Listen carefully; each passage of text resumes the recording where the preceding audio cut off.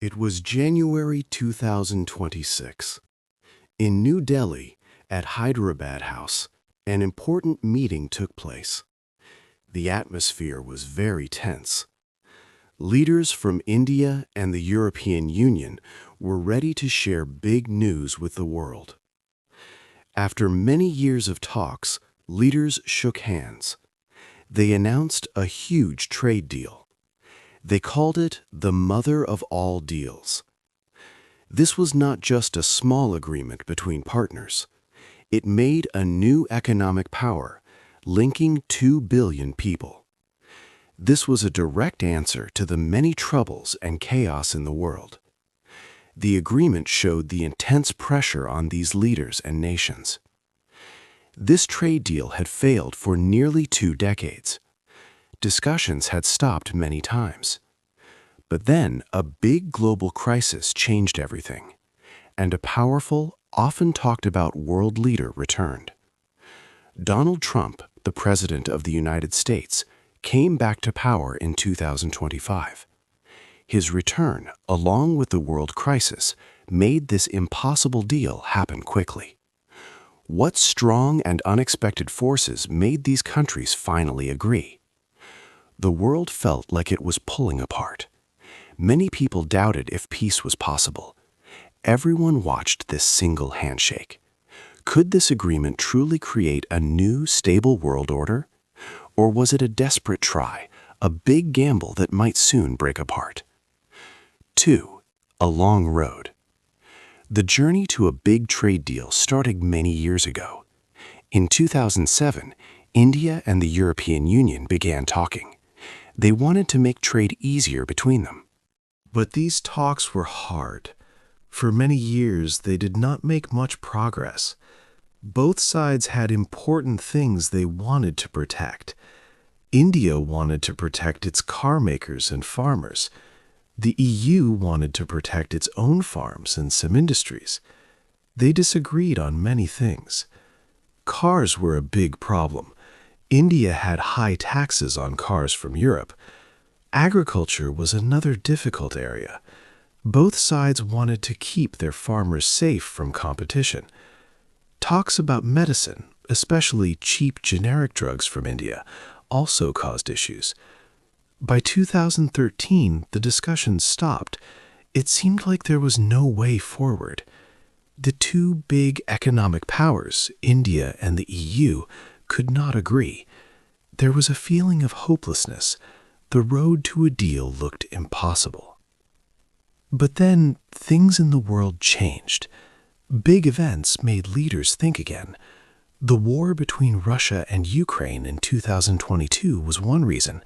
It made countries rethink their friends and trade partners. More importantly, a strong push came in 2025. Donald Trump, the President of the United States, returned to the White House. This was a real event, and his actions changed everything.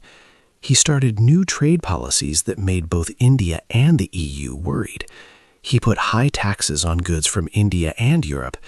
This made a trade deal between India and the EU urgent. The two sides, facing problems from America, had to find common ground quickly. Just when everyone thought a deal was lost, something happened in Washington, D.C. This event made all the negotiators return to the table. They now had a new, scary reason to work fast. What did President Trump do that was so dramatic? Big numbers. This new agreement was about very big numbers. These numbers showed how much trade between India and the European Union was set to change. Before the deal, the total trade in goods and services between them was already around 180 billion euros each year. This new agreement aimed to make that number grow much, much bigger. One of the biggest changes was about taxes, which are called tariffs. India agreed to remove or cut tariffs on almost all goods coming from the EU, about 96% of them. The EU promised to do the same for nearly 99% of goods coming from India. This meant that many products would become cheaper to buy and sell across these two large economic regions. For European companies that sell products to India, this was a huge gain. They would save about 4 billion euros every year because they would no longer have to pay so many tariffs. This massive saving would make their products much more competitive in the Indian market. Let's look at some examples to understand how big these changes were. If you wanted to send a European car to India before, India put a very high tax on it, 110% of the car's value. That made European cars very expensive in India.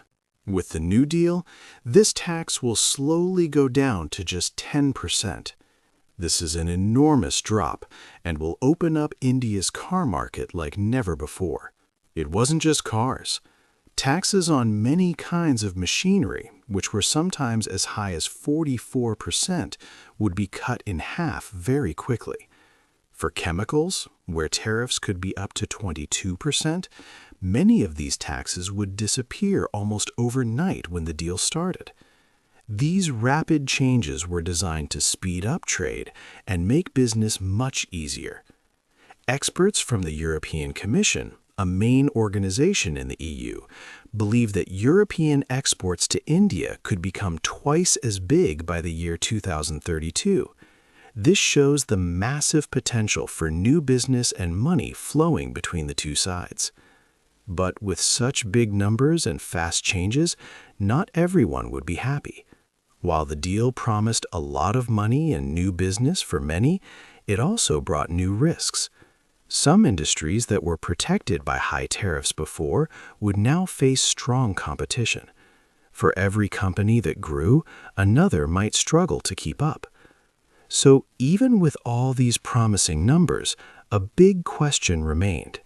Who would truly win from this historic deal, and whose jobs and businesses might be broken by these new changes? 4. Winners and losers. The agreement brought great joy to many places. In India, textile factories imagined a very bright future. Workers in this sector, many of them women, could now expect millions of new jobs. Their clothes and fabrics would soon enter the European market without high import taxes, making them cheaper and more competitive. Other Indian industries also celebrated, such as those making marine products, leather goods, footwear, and jewelry. These sectors, which employed many people, would also find it easier to send their products to Europe. In Europe, boardrooms of big automotive companies felt great elation.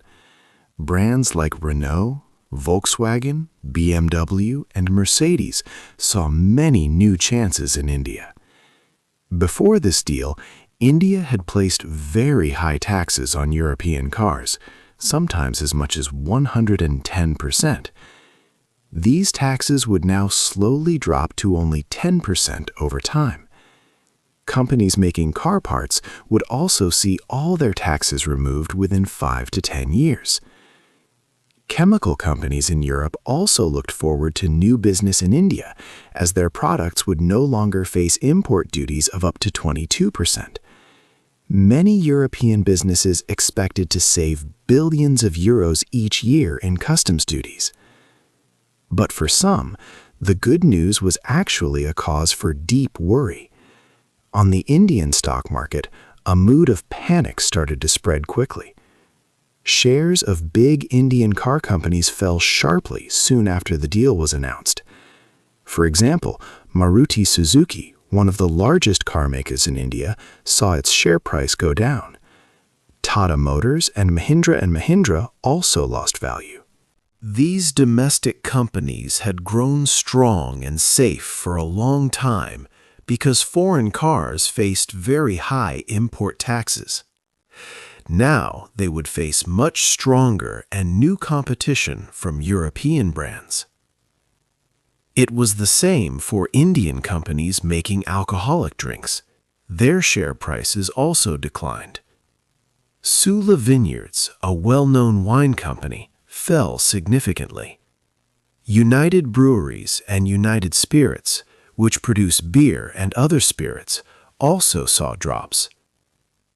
The prospect of competing against European wines and spirits, which would soon enter India with much lower tariff rates, created genuine concern for these domestic producers.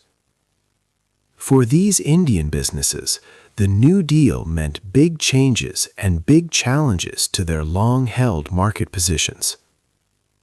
However, not everything changed with the new agreement. Some very sensitive parts of the economy were completely left out of the deal. For example, Indian dairy products like milk and cheese were not included. In Europe, important products like beef and sugar were also not part of the agreement. These important decisions were made because of strong political forces and to protect many local jobs and traditional ways of life on both sides. Yet the trade deal was not only about goods like cars or clothes moving between countries. It also planned something more radical, moving people and ideas across borders in a way never seen before. This part of the agreement would soon prove to be even more discussed and controversial than the changes in tariffs and goods. 5. More than goods. The new trade deal brought big changes for services and for people who work in special fields. It was about more than just cars or clothes. Indian IT experts and other skilled workers from the European Union could now move more easily between India and the 27 countries of the EU. This promised billions in new services trade. This part of the agreement made it easier for business visitors, company workers, and independent experts to work in either market. India opened 102 service areas to the EU, including banking and shipping. In turn, the EU opened 144 areas to India. This was very good news for India's growing IT services, which already sent many billions of dollars in services to the EU each year. This was not only about money. It also meant people from different cultures would meet and work together more often. Students from India could study in the EU and get visas to stay after their studies. This would create stronger cultural and intellectual ties between India and Europe. The two sides wanted to share knowledge and ideas, not just products. But this deeper connection had another, secret reason. The easy movement of people and ideas was a first step. It helped prepare for something even bigger, a separate agreement on security and defense. This hidden deal was in truth the most important part of this new alliance. As negotiators signed the main trade agreement for services and goods, another meeting was happening nearby. In a different room, military and intelligence officials from India and the EU were signing their own document. This second agreement was very secret. It promised a partnership that went much further than trade. It would join India and the EU in a new way, protecting each other's security. 6. The Trump effect. When Donald Trump became president of the United States again in 2025, his actions quickly changed global trade. He introduced very high taxes, called tariffs. He placed a 50% tariff on many goods from India. For the European Union, he put a 15% tariff on their goods. These tariffs were a big shock. They made it much more expensive for India and the EU to sell their products to America. This caused many problems for businesses and workers in both regions. India and the EU who were usually careful about their trade with each other, suddenly found themselves in a similar difficult situation. Trump's policies pushed them together. They realized they needed to work as partners. This urgency helped them finish the long-awaited trade deal. This was not just about making money. It was also about finding stability when one of the world's biggest economies was acting in new and unexpected ways. Because of this, they did something even bigger than just a trade deal. They also signed a special agreement for security and defense. This new partnership meant India and the EU would cooperate on many important matters. They would work together to keep the seas safe, share ideas about new defense technologies, and fight against cyber attacks. This was a clear sign that they wanted to build a strong alliance. They aimed to create a balance against an America that was sometimes hard to predict. This new alliance did not please everyone. Some officials in the United States openly criticized it. They said that Europe was hurting their efforts to challenge Russia. They pointed out that India was still buying oil from Russia, which was then refined and sold to Europe. These U.S. officials believed Europe's New Deal with India indirectly supported Russia. However, leaders in India and the EU felt it was important to make their own choices for their economies and safety. This was a critical moment for global power. The new trade agreement and the security partnership brought together different parts of international relations. The deal was official and the alliance was set. But this new path would not be easy. Back in Europe's main city, Brussels, and India's capital, New Delhi, strong groups were getting ready to fight. Farmers were worried about competition, and some politicians did not like the changes. They all wanted to stop this mother of all deals before it could truly start to work. 7. Hard parts ahead. The big trade deal was signed. Everyone celebrated, feeling a sense of hope. But the hard work was just beginning. This agreement, called the mother of all deals, still needed to become real. Many problems lay ahead, like hidden walls that could stop it. A feeling of dread and uncertainty started to grow. First, the deal needed approval from the European Parliament. This long process is called ratification. It was not a simple step. In the past, similar trade deals faced big troubles here. Farmers in Europe, for instance, often worried about new imports. They feared losing their jobs or money. These strong agricultural groups could try to stop the deal. Their votes were very important. If they were not happy, the entire agreement could fail, even after all the years of talks. Then, there were invisible walls to trade. These were not tariffs, but other kinds of rules and standards. For example, Europe had a new rule called the Carbon Border Adjustment Mechanism. This rule put a special price on imports like steel, cement, or aluminum if they were not made in a green way. This could make Indian goods more expensive, even with lower tariffs. It meant that Indian companies still had many strict rules to follow to sell goods in Europe. They also had to meet Europe's strong rules for the environment and for workers' rights. These rules were good for Europe, but they made it harder and more costly for Indian companies to compete fairly. Also, some important farm products were not part of the deal. India decided to keep its dairy products, milk and cheese, out of the agreement. This was to protect its own millions of farmers. Many people in India work in farming, and their support was very important for the Indian government. Religious reasons also played a part.